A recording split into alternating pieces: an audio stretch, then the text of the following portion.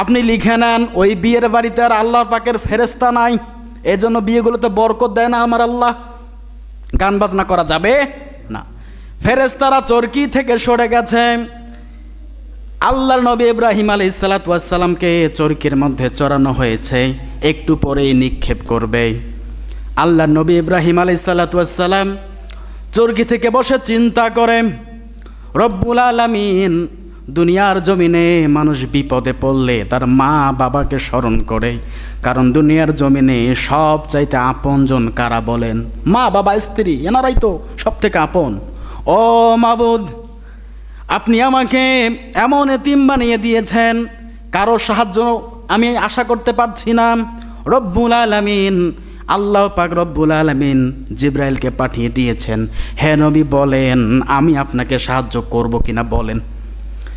আল্লাহর নবী ইব্রাহিম আলাইহিসসালাতু ওয়াসসালাম বলে, জিবরাইল আমি তোমার কাছে সাহায্য চাই না, এখান থেকে যদি আমাকে সাহায্য কেউ করে আমি জানি আমার মালিক আমার আল্লাহ আমাকে সাহায্য করবে। বলেন আল্লাহু আকবার।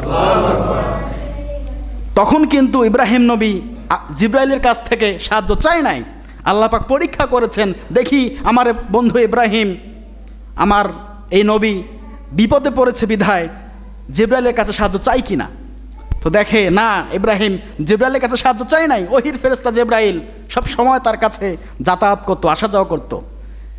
বলছে না, তুমি আমার কাছ থেকে ওহি নিয়ে আসো, ওহি নিয়ে যাও, আল্লাহ পাকের বার্তা পৌঁছে দাও। ও জিবরাইল, তোমার কাছে আমি সাহায্য চাই না, যদি সাহায্য করার মালিক থাকে আমার আল্লাহ, আমার রব আমাকে সাহায্য করবে। দেখে ইব্রাহিম নবী তার পিতা আজর ওই চরকি নিয়ে নাড়াচাড়া করে, অর্থাৎ ইব্রাহিম নবীর পিতা সন্তানকে নিক্ষেপ করার জন্য রেডি হয়ে আছে।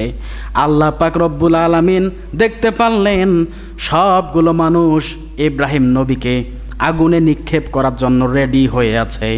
শুধু তাই নয়, যখন আল্লাহর নবী ইব্রাহিম আলাইহিসসালাতু ওয়াসসালামকে আগুনের মধ্যে নিক্ষেপ করে, আমার আল্লাহ আরশ আজিম থেকে ডাক দিয়ে বলে, কুলনা ইয়া নারু কুনি বারদাও ওয়া সালামান আলা ইব্রাহিম।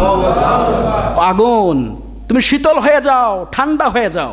সূরা আম্বিয়া 17 নম্বর পারার 21 নম্বর সূরা 5 নম্বর রুকুর 69 নম্বর আয়াতের প্রথম অংশটা তেলাওয়াত করলাম।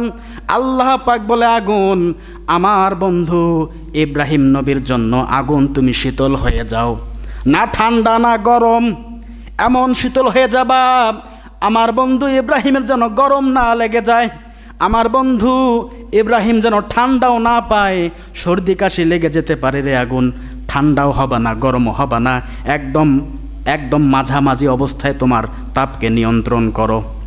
আল্লাহর নবী ইব্রাহিম আলাইহিসসালাতু ওয়াসসালাম ওই আগুনের মধ্যে প্রায় 40 দিন ছিল। কতদিন?